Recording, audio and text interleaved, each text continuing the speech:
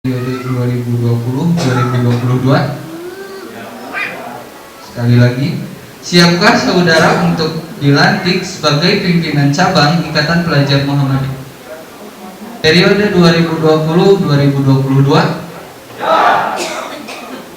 Dengan kesiapan saudara tersebut, maka ikuti apa yang saya ucapkan sebagai ikrar saudara selaku pimpinan.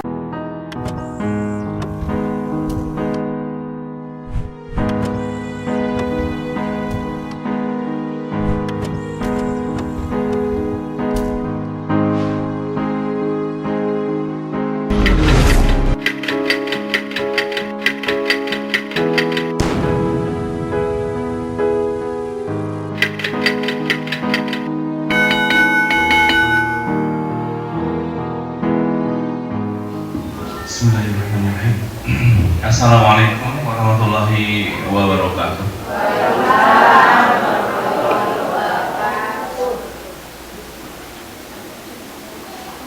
Alhamdulillahilladzi arsala rasulahu bil huda wa dinil haqq liyuzhiru 'ala dini kulli wa kafa billahi syahida asyhadu an la ilaha illallah wa asyhadu anna Muhammadan 'abduhu wa rasuluh. Allahumma shalli wa sallim wa barik ala Muhammadin wa ala alihi wa sahbihi ajma'in, amma ba'd. Ittaqullaha haqqa tuqatih wa la tamutunna illa wa antum muslimun. Qala Allah ta'ala fi kitabihil karim, a'udzu billahi minasyaitonir rajim. Fa khalaqa min ba'dihim khalfun adaa'us sholata wattaba'us syahawat fa sawfa yalqawna ghayya illa man taba wa amana wa amila salihan fa ulaika yadkhuluna jannah wa la yuzlamuna syai'a. Surah Maryam ayat 59. Dan Nengrengan Ketua PCA dan Nengrengan Ananda PDIPM dan Ananda PCIPM Cibatu dan semuanya jamaah muslimin muslimat yang berbahagia. Pertama saya mengucapkan selamat pada Ananda Fahmi yang melanjutkan perjuangan di IPM. Kalau Pak Jokowi untuk 2 periode itu susah payah mengeluarkan uang triliunan, jadi kalau yang Fahmi nggak perlu mengeluarkan banyak uang, disumbang bahkan disumbang.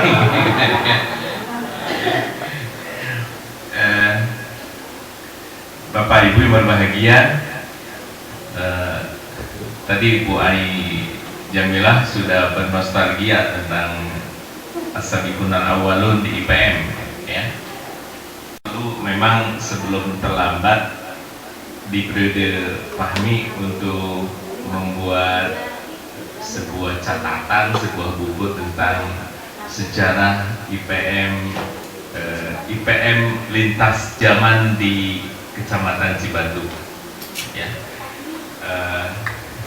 Untuk tentu persoalan sejarah tidak boleh kita lupakan, tidak boleh kita tinggalkan.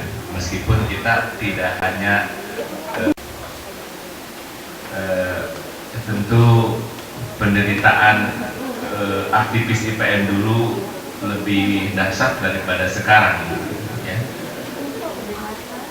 Kalau kita dulu mau bikin acara IPM pelantikan itu jualan sabun, jualan apa, kemana, jualan minyak dari rumah ke rumah, gitu ya. Tapi itu sebuah kenikmatan yang sangat luar biasa. Baik Bapak Ibu, saya diminta untuk tausiah. Saya bahasa Indonesia aja karena ini banyak anak muda, lebih semangat teman-teman, ya. Saya akan mengawali dari sebuah hadis riwayat Imam Muslim. Hadisnya begini: la taqumu sa'ah illa ala syirarin nas. Kiamat itu tidak akan terjadi kecuali pada masa syirarin nas, seburuk-buruknya umat, seburuk-buruknya manusia. Hadis riwayat Imam Muslim. La taqumu sa'ah illa ala syirarin nas. Kiamat tidak akan terjadi kecuali dalam masa, kondisi, situasi seburuk-buruknya manusia.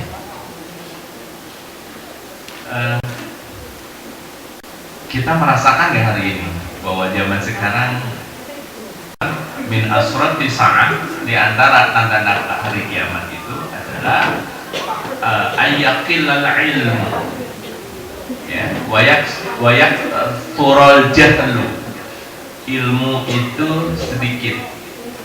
Ayyaqillal ilmu itu sedikit, wayak surul jahlu, dan banyak kebodohan. Nah, ayyaqillal ilmu, berkurangnya ilmu, sedikitnya ilmu. Yang dimaksud ilmu di sini adalah bukan iptek. Kalau ilmu pengetahuan dan teknologi sekarang semakin canggih, ya. Nggak terbayang 30 yang lalu bahwa kita bisa berkomunikasi kapanpun, dimanapun, dan bisa bermuajah video callan, walaupun terbatas dengan secara fisik, tapi nggak terbayang.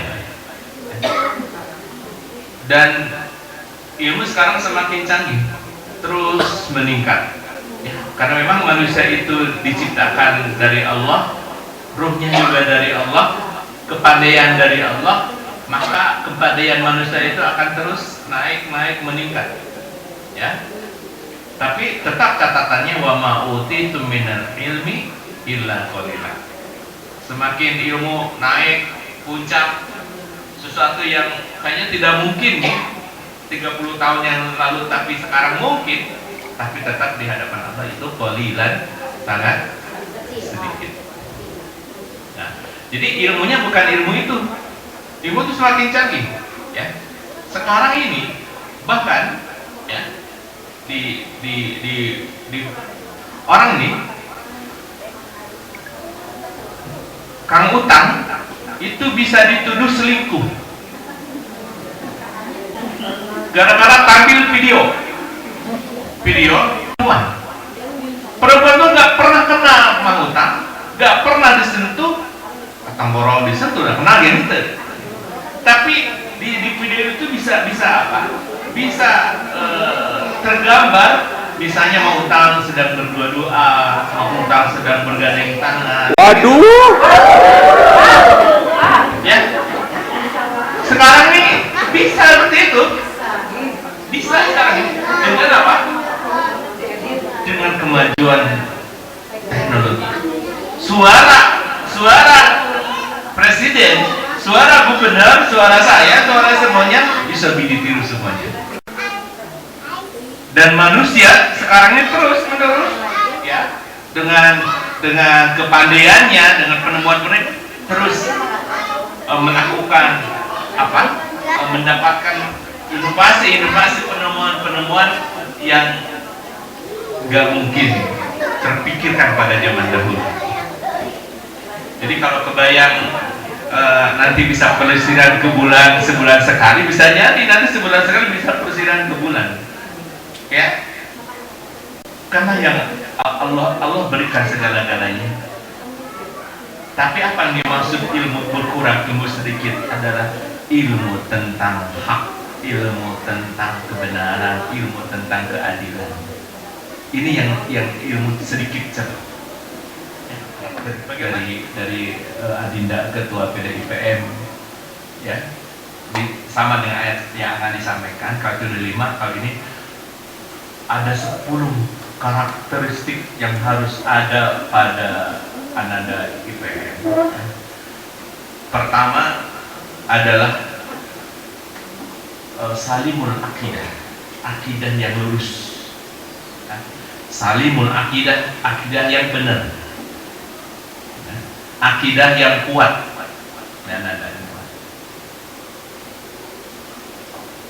Ini tugas pengurus IPM, ya, Anda pahami yang kali ini yang senior, ya, juga masuk senior, ya, udah masuk pemuda, ya, pemuda. Nah, ini Maka tugas yang paling utama bagaimana teman-teman IPM itu memiliki akidah yang kuat,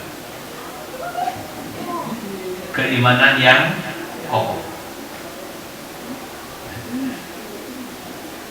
akidah yang bersih dari kesyirikan. Hadir di pengajian, ya. Kalau obat itu ada apa namanya? Obat itu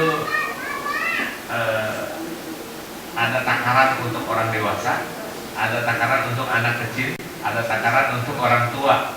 Tapi kalau pengajian itu nggak ada sistem takaran, semua masuk. Jadi kalau ada pengajian bapak, ada itu mau pengajian bapak-bapak.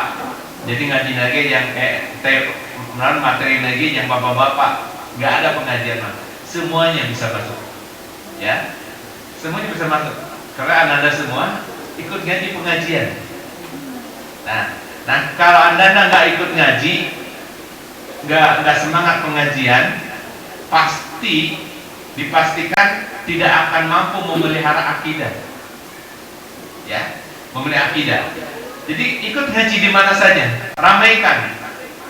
Dulu kita suka ubram abring pengajian di zaman dulu, ikut terlibat dengan bapak-bapak, ya, pengajian baik hikmawannya dan hikmawan nakodanya, ajak teman-teman, ayo ngaji. Jangan pengurus intinya saja, semuanya ikut, ya, semuanya ikut. Apalagi jangan dijadikan alasan corona lah sekarang, karena kalau di kampung-kampung mungkin mulai agak terlalu bahaya lah ya. Tetapi tetap kita jaga protokol kesehatan, ya. Jadi ini yang kedua, bukan yang kedua ya, cara untuk menguatkan akidah itu sudah sok ya, alhamdulillah tahajud jamaah, ya. Dan karakter IPM, karakter pemuda yang baik itu selalu memelihara tahajud. Jadi kalau sudah bisa memelihara tahajud, maka akan mudah mengamalkan amalan-amalan yang lain. Dalam hadis Rasul bersabda, "Alaikum biqiyamil lail." Nggak bisa bangun tahajud. Itu pemuda yang nggak mungkin bisa membangun pemuda yang lain. Ya, jadi nih IPM, kalau anda semua ingin membangun generasi muda, ingin membangun pelajar-pelajar Muslim, jadikan tahajud sebagai kebiasaan. Bangun jam 3 cukup, ya, bangun jam 3. Sekarang subuh jam 4. Dabus solih, kebiasaan orang soleh, para nabi, para ulama, para syuhada itu nggak pernah tinggal salat tahajudnya, salat malam. Ya. Anaknya semua, ya. Jadi semua yang aku pengurus di PCM, Muhammadiyah, di PCA, di IPM, semua harus membiasakan salat tahajud. Jadi kalau ada pengurus IPM, pengurus cabang Muhammadiyah, Aisyah nggak pernah salat tahajud, nggak bisa salat tahajud, bagaimana bisa membangun umat? Gak mungkin. Coba nanti baca surah Al-Muzammil, surah itu. Wa qurbatun ila rabbikum. Kurbah mendekatkan kepada Rabb. Ketika tahajud terasa lebih dekat daripada dengan salat-salat yang lain, beda. Belajar di situ belajar keikhlasan, gitu ya. Keikhlasan. Bapak, Ibu, saya terkadang suka pernah mengkritisi seperti Ibu PCA itu bagus kita membangunkan yang lain, mengingatkan untuk tahajud. Iya, bagus. Ya. Hanya Bapak, jadi kalau ada chat di grup, itu yang bisa bangun itu, yang bisa terbangunkan itu adalah orang-orang yang bangun tahajud, yang udah bangun. Kalau yang nggak bangun nggak mungkin terbangunkan dengan suara. Makanya saya bilang pernah saya, Pak Bu kalau mau bangunkan telepon langsung per orang, deringnya pasti akan keras. Ya Pak Ibu, diteleponan langsung, ayo bangun aja. Ya gitu Pak ya. Gitu Pak ya Pak. Terus wa mukaffiratun lisayyi'at, penghapus kesalahan tahajud Pak. Luar biasa Bapak Ibu, orang yang banyak dosa, banyak salah tuh di bangun malam, anak Anda ini banyak dosa kan? Ya. Apa nggak ada dosa? Oh, banyak dosa. Ya, biasa. Coba bangun di malam di hadapan Allah. Ya Allah, masih muda nih, bisa mencucurkan air mata, merasa kedekatan dengan Allah Subhanahu wa taala. Luar biasa. Lamun ngorak yang bisa budang penting, nggak mungkin akan bisa seperti Ali bin Abi Thalib. Nggak mungkin bisa seperti Usama. Nggak mungkin bisa seperti sahabat-sahabat Rasulullah Sallallahu Alaihi Wasallam.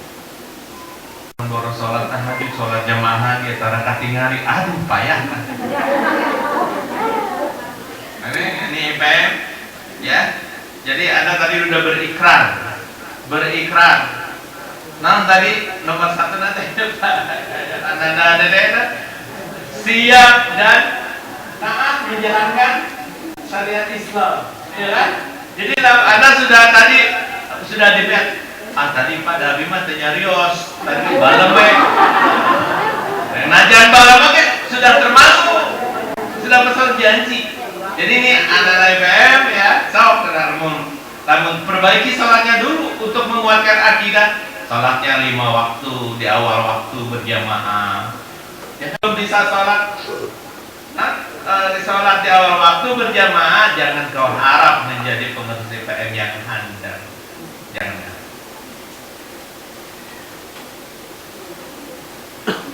Yang terakhir kata Rasulullah, pahala tahajud itu kelebihan wa mutarridatun lidda fil jasad, pengusir penyakit dalam tubuh. Tapi harus betul. Ya mah tahajud, yang ada yang tahajud tapi nanti sarena jam 11 jam 12. Rasulullah tuh kalau tidur cepat. Rasulullah itu. Kita mah kalau mau tidur baca WA dulu, nonton TV dulu, sinetron dulu. Rasulullah nggak pernah buka WA, nggak buka Facebook. Habis bisa cepat tidur. Bangun jam berapa? Jam 2, jam 3. Wah luar biasa. Betapa nikmatnya orang yang suka bangun malam. Siapa Anda ya? Ya, tahajud. Ya, biasa. Insya Allah. Kenapa Anda gini? Kalau ada anak-anak di IPM pertama susah bangun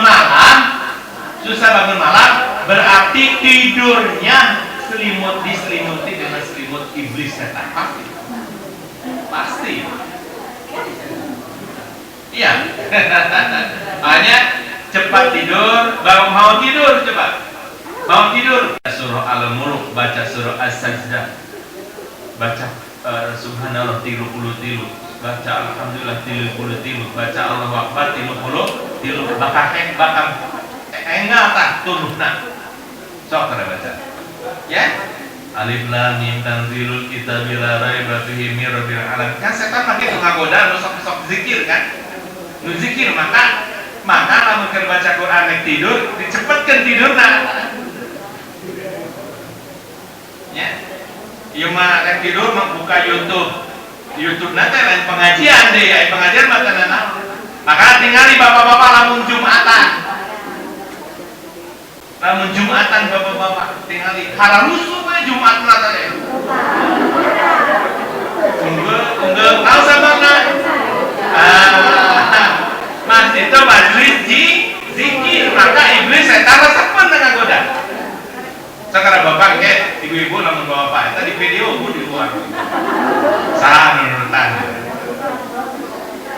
Maka sunnahnya Jumat nanti kalau khatib lagi berdiri Pak, udah kita kahotit tangah tinggal di hotik teh tinggal hotik dah.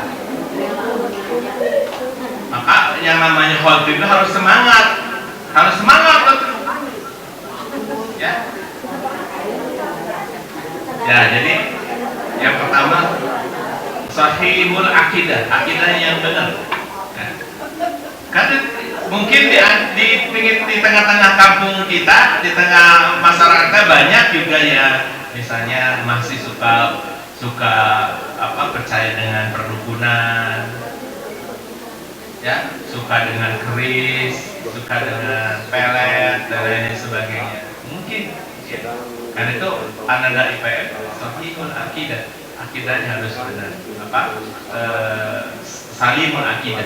Yang kedua sahihul ibadah yang lurus yang benar berdasarkan contoh Rasulullah Sallallahu Alaihi Wasallam. Kita Muhammadiyah jangan bimbang dan jangan ragu dengan paham-paham yang lain. Sudah kita mengacu kepada majlis tajih, sudah salatnya begini, puasanya begini, hajinya begini, semuanya udah, jangan bimbang. Gimana Ustaz? Kata Ustaz yang lain udah ada bimbingan tuntunan putusan tajih Muhammadiyah. HPT itu disusun oleh para ulama seluruh Indonesia, dikumpulkan seluruh para ulama. Saya pernah dulu menjadi notulen tajih di Garut. Dari Persisnya diundang, dari NU-nya diundang, dari semua orang Islam diundang untuk berkumpul untuk merumuskan sebuah persoalan. Nah, jadi Ananda belajar itu HPT tentang urusan kajian, ya, belajar. Jadi Ananda ini kan ngambang, belajar Islamnya lu ngambang, makanya sok ngiring kalau sepuh, ikut orang tua, ngambang, ya. Jadi jangan terlalu gini. Ngajinya ya lebih baik kalau Bapak sarankan mengaji IPM undang para ustaz sekali-kali boleh di acara IPM, karena namanya pengajian itu tidak hanya transfer of knowledge, tidak hanya transfer ilmu, tapi juga yang penting ada transfer rupiah keimanan.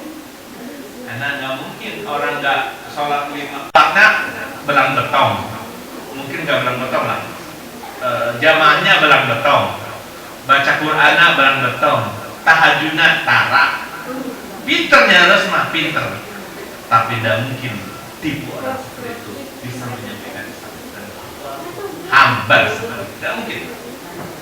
Ya. Nah maka ini persoalan umat hari ini gitu, ya. Hari ini umat begini, ya. Banyak para aziz, mubalik yang tampil di atas mimbar, pandai bercerita, tapi lisannya tidak masuk ke dalam qalbu umat. Ini Anda semua coba dari sekarang, ya, dari sekarang. Yang ketiga, matinul khuluq, kuatnya akhlak. Bagi sini ada trilogi berakhlak, ada berakhlak. Sopan, jadi bicara, terutama akhlak kepada orang tua.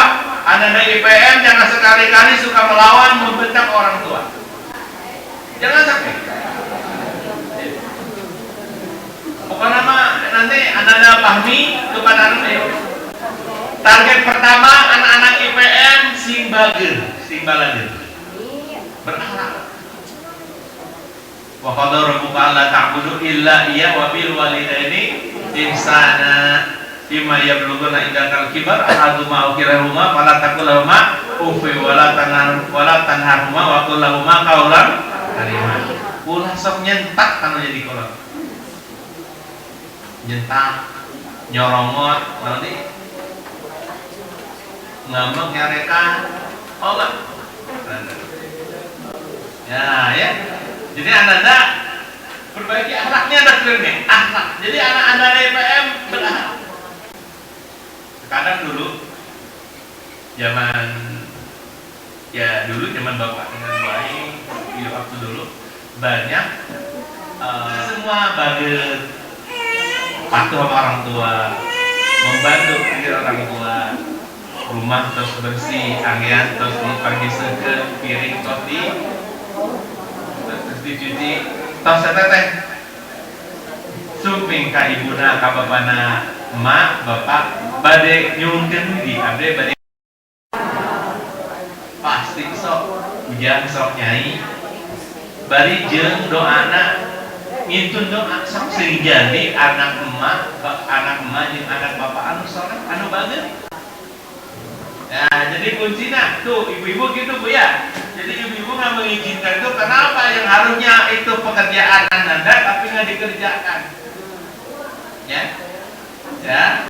Jadi akhlak cara bicara sama orang tua di Sunda mah ada sopan santunnya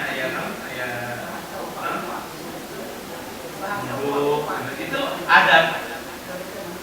Bahkan para ulama adab itu harus didahulukan daripada ilmu. Al-adabu fawqul ilmi. Adab lebih tinggi daripada ilmu.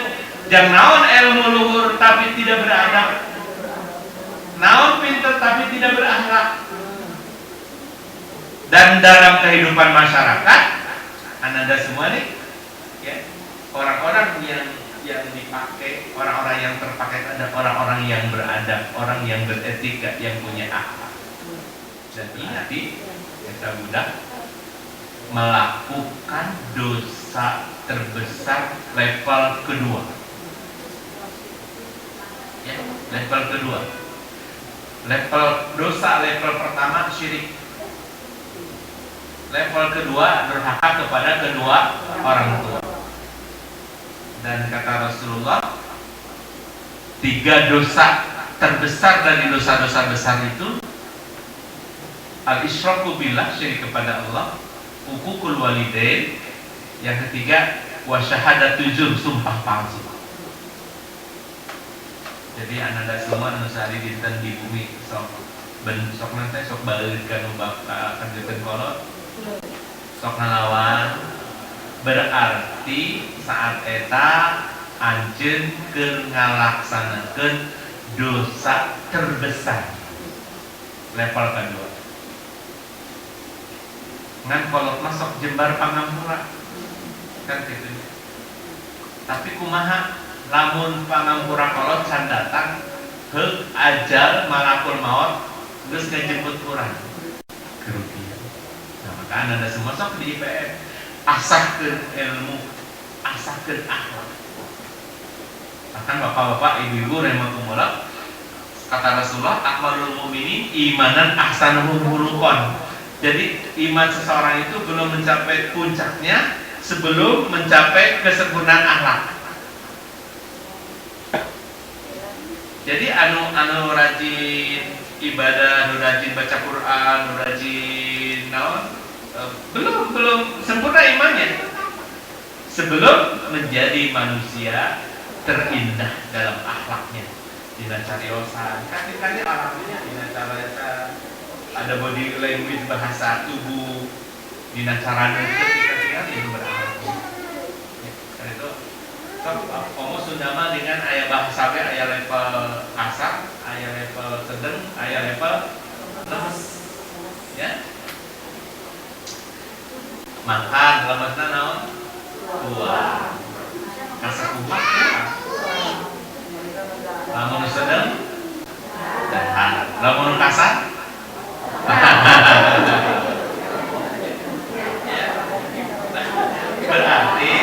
Berarti Anda pilih kata-kata yang terbaik.